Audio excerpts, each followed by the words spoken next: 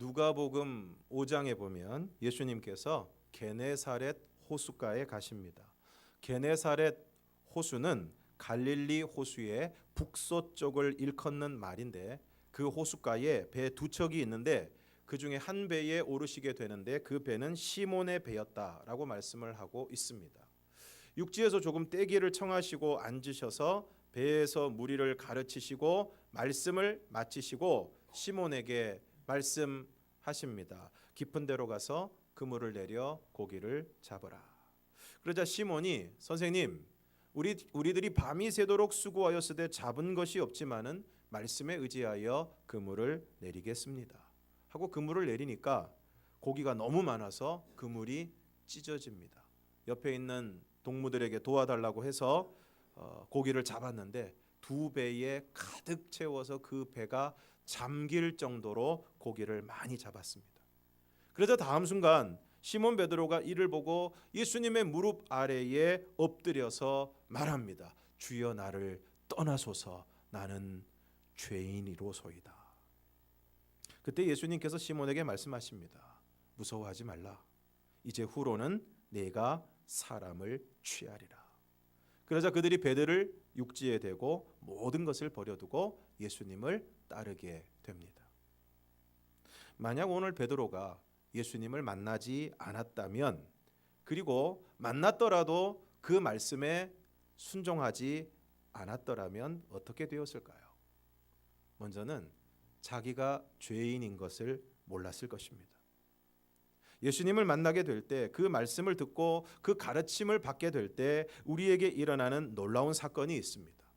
그것은 바로 내가 죄인이라는 것을 알게 된다는 것입니다. 지금도 많은 사람들이 끊임없이 죄를 지으면서도 자기가 죄인이라는 사실을, 그 실상을 제대로 알지 못합니다. 그래서 그렇게 죄를 지으면서도, 그렇게 못된 짓을 하면서도 놀랍게도 자신은 괜찮은 사람이라고 생각하면서 살아가는 것입니다. 그러다가 자신의 죄가 드러나고 그에 대한 처벌을 받게 되면 내가 정말 잘못했구나 라고 생각하기보다는 흔히 이렇게 이야기합니다. 재수가 없다. 재수가 없다. 나만 그런 거 아닌데. 다른 사람들도 다 그랬는데 나는 하여튼 재수가 없어서 걸린 거다. 자기가 잘못했다는 생각, 내가 죄인이라는 생각 잘 하지 않습니다. 아무리 죄를 지어도 들키지만 않으면 상관이 없다 라고 생각하면서 살아가는 것입니다. 이러한 사람들의 안타까움이 무엇입니까? 자신이 죄인이라는 것을 인정하지 않기 때문에, 혹은 모르기 때문에 계속 죄를 짓다가 돌이키지 않고 회개하지 않고 계속해서 그런 삶을 살아가다가 결국은 영원한 멸망의 자리로 떨어질 수밖에 없다는 것입니다.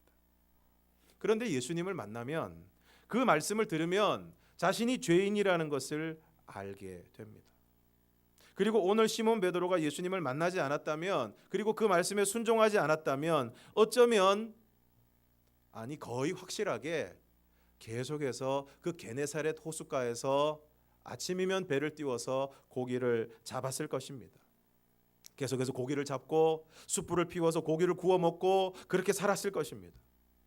그런데 오늘 베드로가 예수님을 만나게 되었을 때 그의 인생에 어떤 일이 일어나게 됩니까? 이때부터 베드로는 사람을 낚는 어부가 됩니다. 사람을 취하게 됩니다. 비록 예수님을 따르고 난 후에도 수많은 실수와 잘못을 저지르게 되지만, 그럼에도 불구하고 그런 베드로를 포기하지 않으시고 먼저 찾아와 주시고 사랑으로 회복시켜 주시고 다시 사명을 주시는 예수님의 그 사랑과 가르침을 통해서 베드로는 마침내 오순절 마가의 다락방에서 성령의 충만함을 받고 명실공히 초대교회의 수장으로, 가장 위대한 사도로, 예수님이 말씀하신 것과 같이 정말 사람을 취하는 사람이 되어서 한 번 설교했을 때 하루에 3,000명이 회개하는 놀라운 역사를 이루어가게 됩니다. 역시 누가복음 5장 27절 이하에 보면 레위라고 하는 세리가 세관에 앉아 있습니다.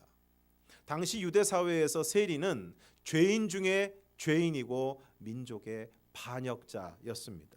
당시 유대를 지배하고 있던 로마의 빌붙어서 백성에게 과중한 세금을 매기고 그 가운데 많은 부분을 자신의 주머니에 집어넣어서 자신의 부를 확장하는 아주 악랄한 자들이었습니다. 그런데 놀랍게도 예수님이 그런 세리를 보시고 나를 따르라고 하십니다. 그리고 그가 모든 것을 버리고 일어나 예수님을 따릅니다. 만약 예수님께서 이때 세관에 앉아있는 레위를 부르시지 않았다면 어떻게 되었을 것입니까? 역시 계속 세관에 앉아서 계속해서 자기가 했던 그대로 그 백성들에게, 자신의 동족들에게 엄청난 세금을 매기고 그 고혈을 빠는, 그래서 막 돈을 착복하면서 그렇게 살았을 것입니다. 그런 그가 예수님의 부름을 받고 예수님을 따르게 되었을 때 그는 마태복음을 기록한 위대한 제자가 되었습니다. 요한복음 4장에 보면 아주 더운 시간인 정오에 우물에 물을 기르러 나온 여인이 있습니다.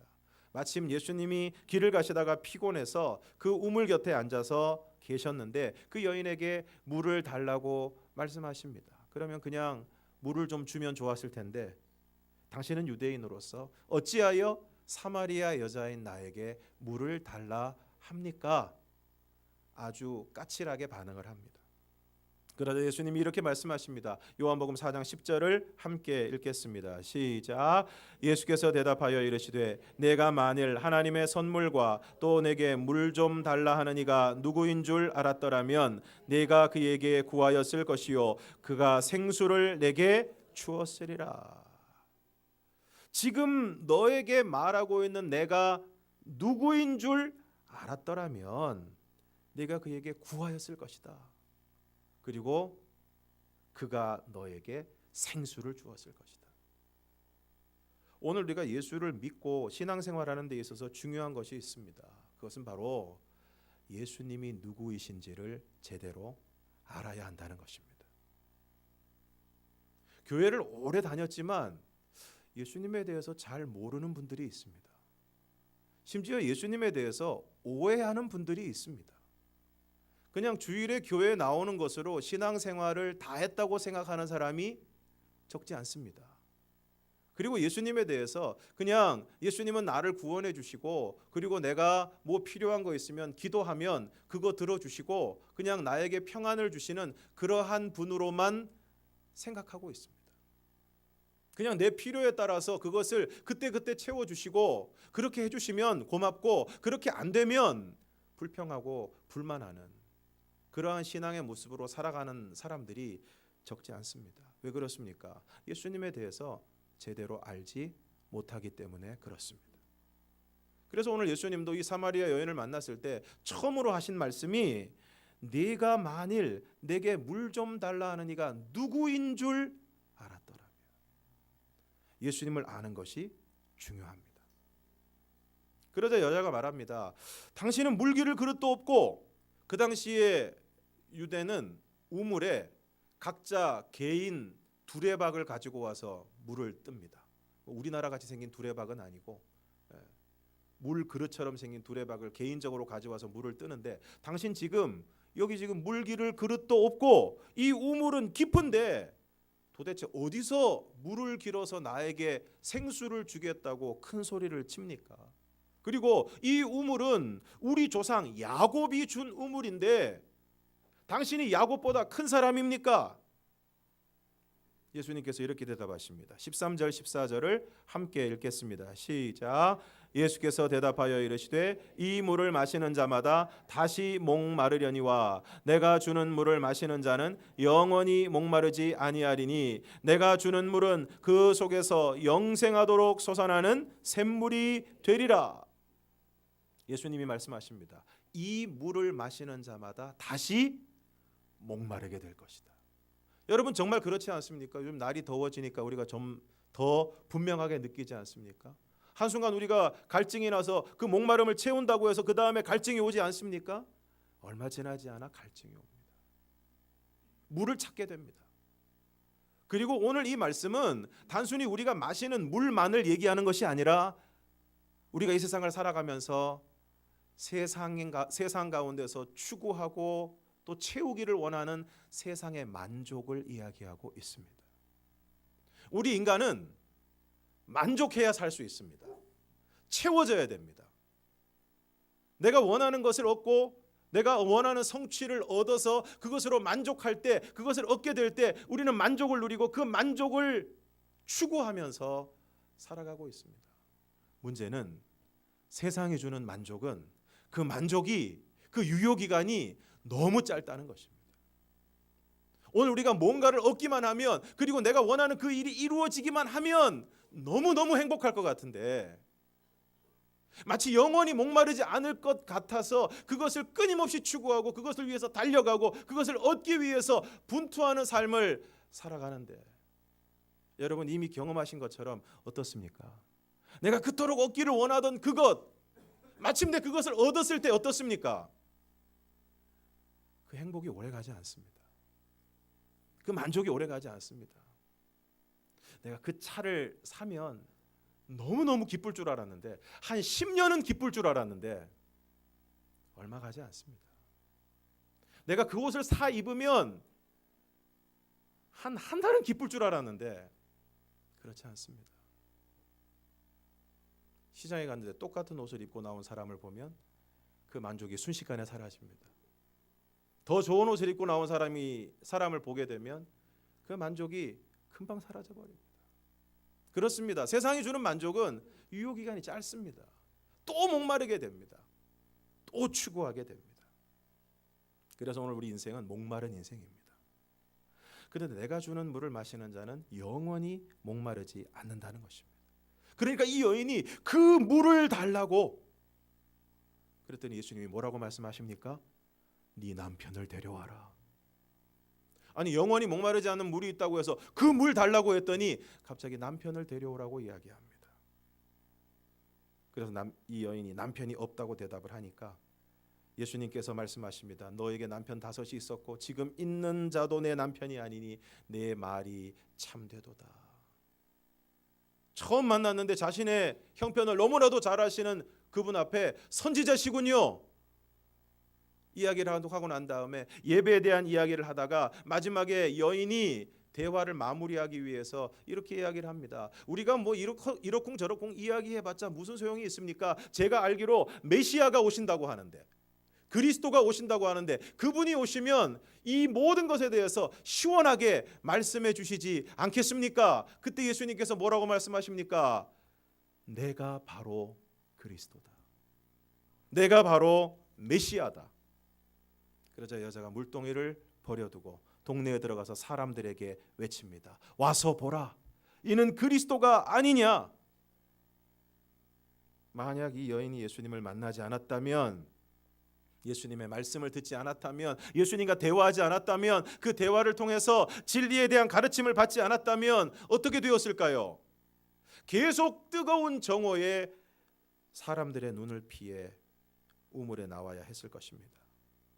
동네 사람들에게 부정한 여인이라고 손가락질을 당했을 것이고 계속 목마른 인생을 살아가야 했을 것입니다. 그래서 오늘 우리 인생들은 예수님을 만나야 합니다. 최고의 선생님은 바로 예수님이십니다. 물론 많은 사람들에게 좋은 가르침과 깨달음을 주는 많은 선생님들이 있습니다. 좋은 책을 쓰시고 또 요즘 흔히 알아는 스타 강사가 되어서 TV에 나와서 강연 프로그램을 통해서, 또 요즘은 여러 가지 유튜브라든가 이런 영상 채널을 통해서 많은 사람들에게 좋은 가르침을 주고 또 영향력을 끼치고 있는 많은 강사들, 많은 선생님들이 있습니다. 그러나 그 어떤 대단한 가르침을 주는 선생님, 스승, 그리고 높은 경지에 이른 사람, 강사가 있다고 해도 예수님과는 비교할 수 없습니다. 아무리 대단한 가르침이라고 해도, 아무리 놀라운 깨달음이라고 해도 정말 예수님을 만난 사람들의 변화를 따라갈 수 없습니다. 베드로는 예수님과의 만남을 통해 자신이 죄인이라는 것을 알게 되었고, 물고기 잡는 어부에서 하루에 3,000명을 회개하게 하는 사람을 낚는 사람이 됩니다. 레위 역시 동족의 고열을 빠는 세리에서 예수님의 제자가 되어 가장 풍성한 기록을 담은 마태복음을 기록하게 됩니다.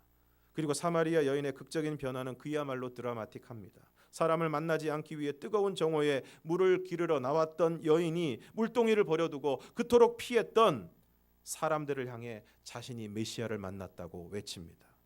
대인 기피증이었던 여인이 전도자가 되었습니다. 그토록 목이 말랐던 여인이 드디어 영원히 목마르지 않는 생수를 마시게 되었습니다. 이처럼 오늘 저와 여러분도 예수님을 만나는 은혜가 있기를 바랍니다.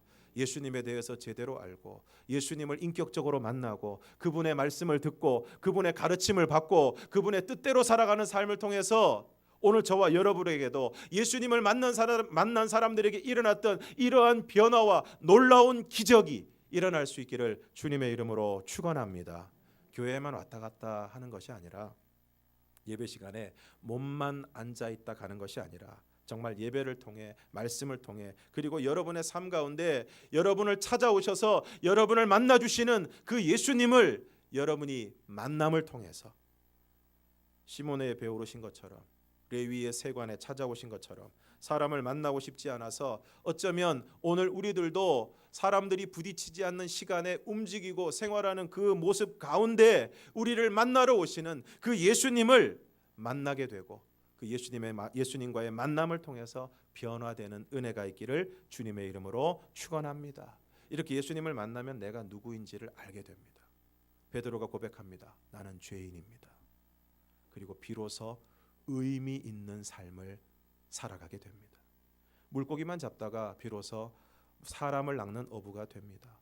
목마른 인생의 생수의 근원을 발견하게 됩니다. 진정한 만족이 무엇인지를 알게 됩니다. 무엇보다 예수를 만남을 통해서 우리에게 주어지는 놀라운 복은 구원을 받는 것입니다. 요한복음 4장 39절에서 42절을 함께 읽겠습니다. 시작.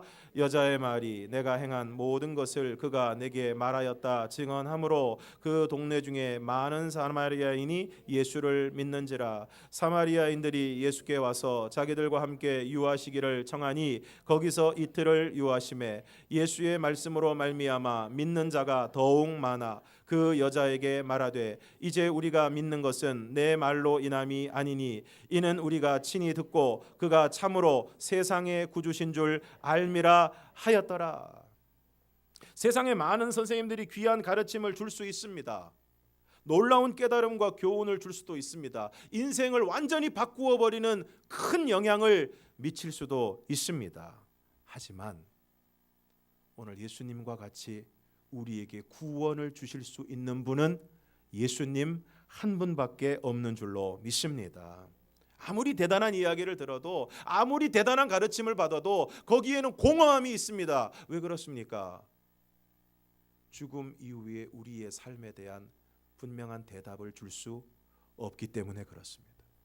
구원의 분명한 길을 제시할 수 없기 때문에 그렇습니다. 그러므로 오늘 우리는 최고의 스승이신 그리고 진리 자체이신 구원의 주이신 예수님을 만나야 하고 그 말씀을 들어야 하고 그 가르침을 통하여 진리에 이르고 구원에 이르는 저와 여러분이 되기를 주님의 이름으로 축원합니다. 그러므로 최고의 선생님이신 바로 이 예수님께로 우리는 사람들을 데리고 와야 합니다. 오늘 예수님을 만난 사마리아 여인이 물동이를 버려두고 동네 사람들을 예수님에게로 이끌었던 것처럼 오늘 저와 여러분도 오늘 우리의 자녀들을 우리의 다음 세대들을 오늘 우리 주변에 믿지 않는 가족 우리의 이웃 친구들을 다름 아닌 예수님께로 인도하는 사명을 잘 감당해야 할 줄로 믿습니다.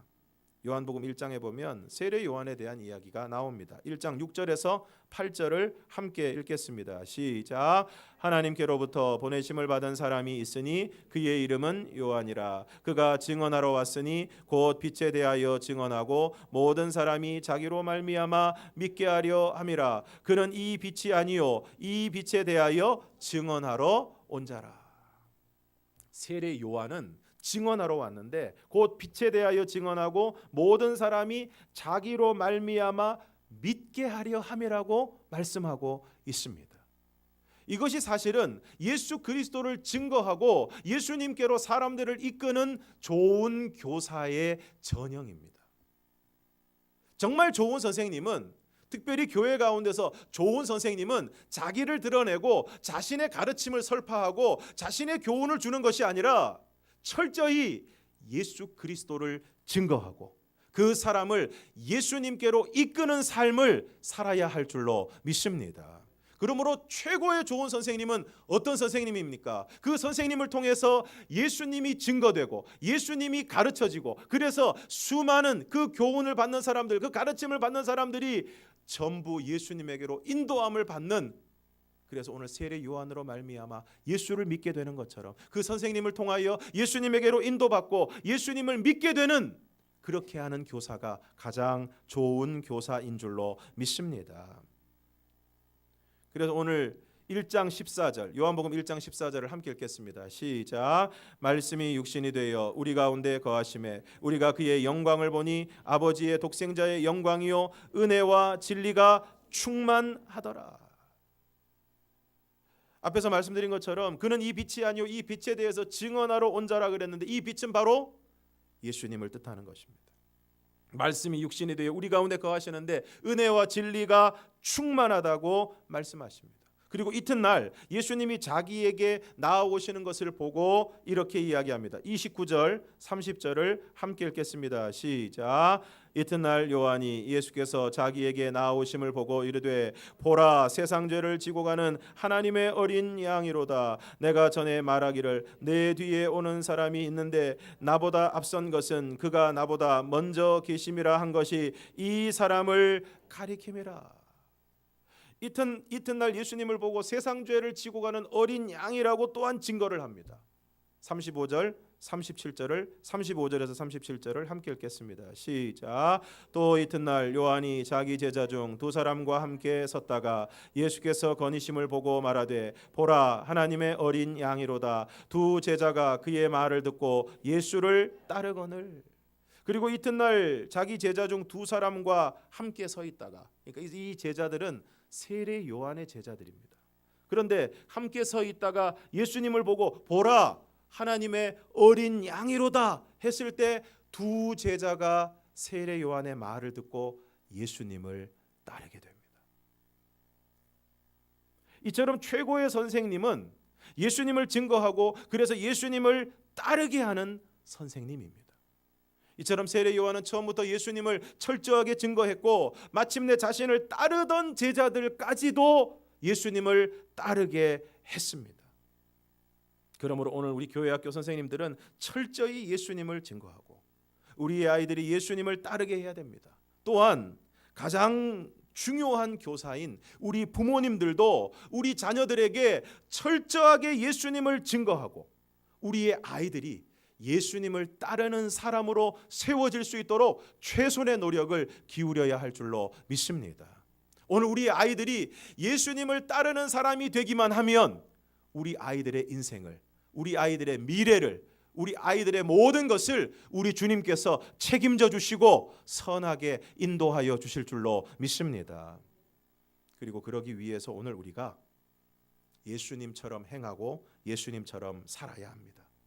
오늘 우리가 읽은 본문에 보면 예수님께서 저녁 잡수시던 자리에서 일어나 겉옷을 벗고 수건을 가져다가 제자들의 발을 씻으십니다. 그리고 말씀하십니다. 13절에서 15절을 함께 읽겠습니다. 시작. 너희가 나를 선생이라 또는 주라 하니 너희 말이 옳도다. 내가 그러하다. 내가 주와 또는 선생이 되어 너희 발을 씻었으니 너희도 서로 발을 씻어주는 것이 옳으니라. 내가 너희에게 행한 것 같이 너희도 행하게 하려 하여 본을 보였노라. 뭐라고 말씀하십니까? 내가 주와 또는 선생이 되어 너희 발을 씻었으니 너희도 서로 발을 씻어주는 것이 옳으니라. 그리고 말씀하십니다. 내가 너희에게 행한 것 같이 너희도 행하게 하려 하여 본을 보였노라. 이처럼 예수님의 가르침은 어떤 가르침입니까? 행함으로 가르치시는 가르침이시고 본을 보여주시는 가르침이십니다. 행함으로 삶으로 친히 본을 보여주시는 가르침이신 것입니다. 왜 오늘날의 가르침이 이렇게 힘이 없습니까? 왜 가르치는 자들의 권위가 땅에 떨어지고 있습니까? 행함이 없고 삶이 없기 때문입니다. 어떤 사람에게 하는 말 중에 치욕적인 말 중에 이런 말이 있습니다. 입만 살았다. 입만 살았다. 말은 잘하는데 자신이 하는 말처럼 살아가지 못하는 사람을 향해서 뭐라고 얘기합니까? 입만 살았다. 근데 요즘 누가 이런 얘기를 많이 듣고 있습니까? 오늘날 교회의 목회자들과 많은 교인들이 세상 사람들로부터 이런 이야기를 듣고 있지 않습니까? 입만 살았다. 말은 잘한다.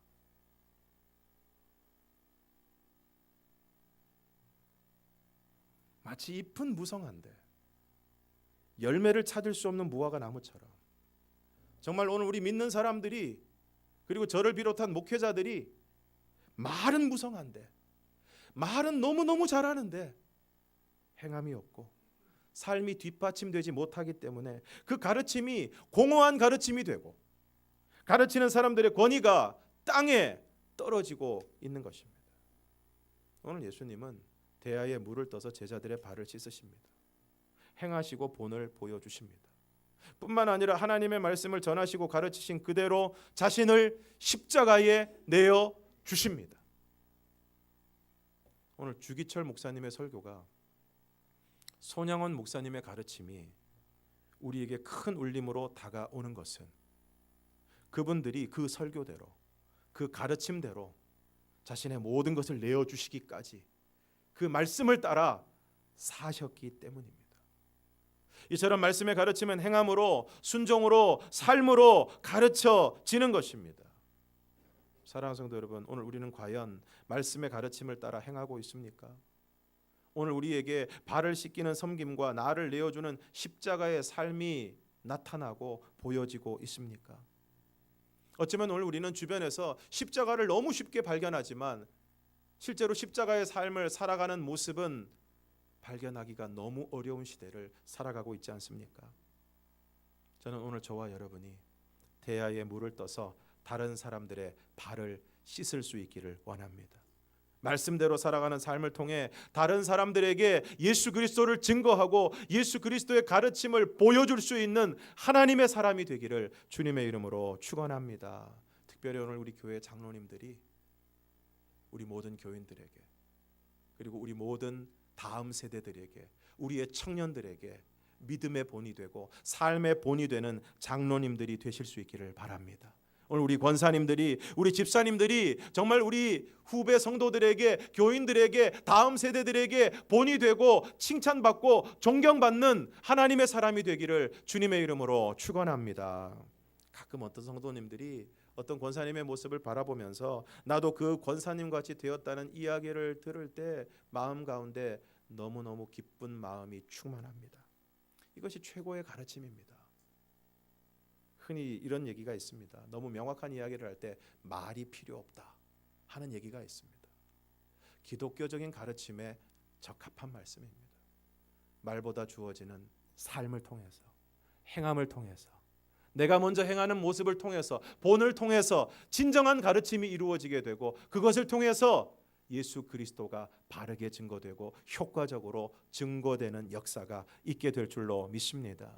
그러므로 오늘 스승의 주일을 맞이하여 최고의 스승이신 예수님을 우리 모두가 다시 한번 구체적으로 만나는 은혜가 있기를 바라고 특별히 청년주일을 맞이하여 우리의 청년들이 청년의 시기에 최고의 스승이신 예수님을 만나 예수님과 같은 삶을 살아갈 수 있기를 원합니다. 그리고 오늘 우리 모두가 우리의 자녀들을 다음 세대들을 믿지 않는 우리 주위의 이웃과 친구들을 예수님께로 인도하는 선생님이 될 수 있기를 바라고 그리고 예수님과 같이 몸소 말씀대로 행하고 말씀대로 살아가는 삶을 통해서 우리의 자녀들에게 청년들에게 다음 세대들에게 진정한 가르침을 줄 수 있는 저와 여러분이 되기를 주님의 이름으로 축원합니다. 기도하겠습니다.